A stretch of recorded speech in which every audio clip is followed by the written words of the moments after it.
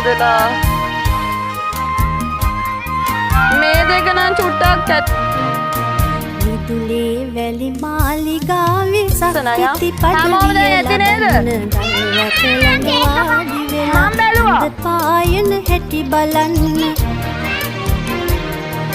සතර දිසා ජයගෙන මම හනික එමි ඔබේ ලොවට සඳහිරුවේ එළිය දෙමි විදුලේ වැලි මාලිගාවේ සක්විති පදවිය ලබන්න ගල් වැට ළඟ වාඩි වෙලා හඳ පායන හැටි බලන්න